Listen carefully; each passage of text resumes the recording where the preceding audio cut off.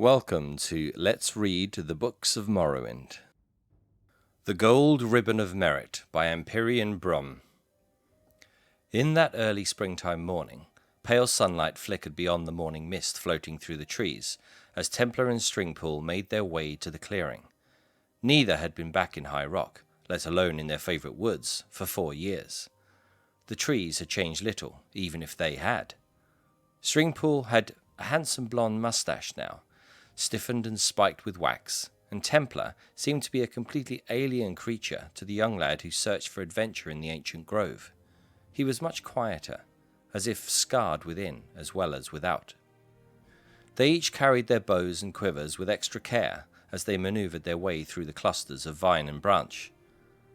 "This is the path that used to lead to your house, isn't it, old boy?" asked Stringpool. Templar glanced at the overgrowth and nodded before continuing on. "I thought so," said Stringpool, and laughed. "I remember it because you used to run down it every time you got a bloody nose. I know I can't offend you, but I have to say, it's hard to believe that you ended up a soldier." "How's your family?" asked Templar. "The same.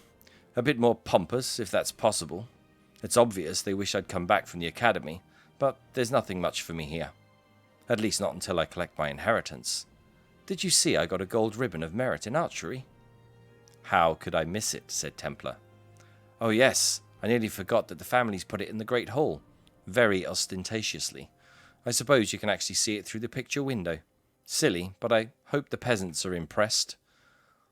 The clearing opened up before them, where the mist settled on the grass, enveloping it in an opaque, chilly vapour. Burlap targets were arranged around in a semicircle, several metres apart, like sentinels. "You've been practising," observed Templar. "Well, a bit. I've only been back in town for a few days," said Stringpool with a smile. "My parents said you got here a week ago." "That's right. My unit's camped a few miles east, and I thought I'd visit the old haunts. A lot's changed. I could hardly recognise anything at all."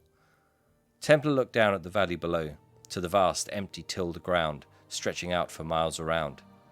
"It looks like a good planting. My family's rather spread out since yours left. There was some discussion, I think, about keeping your old house up, but it seemed a little sentimental, especially as there was fertile ground beneath." Stringpool strung his bow carefully. It was a beautiful piece of art, darkest ebony and spun silver filigrees, handcrafted for him in Wayrest. He looked over at Templar stringing his bow, and felt a twinge of pity. It was a sad, weathered utensil, bound together with strips of fabric. "If that's how they taught you to string your bow, you need some advisors from the academy in that army of yours," said Stringpool, as gently as he could. "The untightened loop is supposed to look like an X in an O. Yours looks like a Z in a Y." "It works for me," said Templar. "I should tell you, I won't be able to make an afternoon of this. I'm supposed to join my unit this evening." Stringpool began to feel annoyed by his old friend.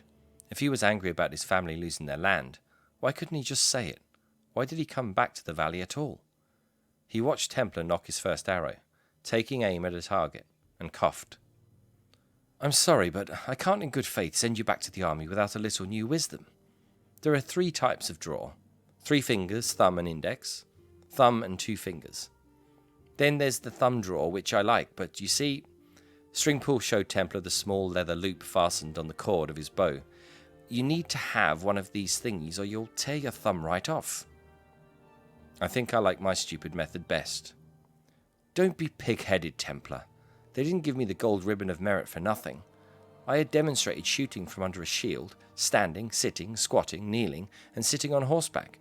This is practical information I'm imparting for the sake of our friendship, which I, at least, haven't completely forgotten. Sweet Kinnereth, remember when you were just an oily little squirt begging for this kind of honest guidance?" Templar looked at Stringpool for a moment, and lowered his bow. "Show me."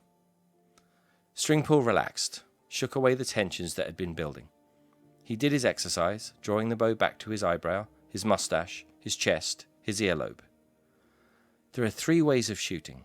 Snatching and releasing in one continuous motion, like the Bosma do. Holding with a short draw and a pause before releasing, like the Khajiit. And a partial draw, pause, final draw." Stringpool fired the arrow into the centre of the target with cool precision. "And release, which I prefer," Very nice, said Templar. Now you, said Stringpull. He helped Templar select a grip, nock his arrow correctly, and take aim. A smile grew on Templar's face. The first time Stringpull had seen such a childlike expression on the war-wretched visage all afternoon. When Templar released the arrow, it rocketed high over the top of the target and into the valley below, where it disappeared from sight. Not bad, said Templar. No, not bad, said Stringpull, feeling friendly once again. If you practice, you should be able to focus your aim a little bit. The two shot a few more practice bolts before parting ways. Templar began the long trek east to his unit's camp, and Stringpull wound his way down through the woods to the valley and his family's mansion. He hummed a little tune he learned at the academy as he passed the great lawn and walked up to the front door, pleased with himself for helping his old friend. It entirely escaped his attention that the large picture window was broken. But he noticed right away when he came into the great hall and saw Templar's wild-shot bolt sticking in his gold ribbon of merit.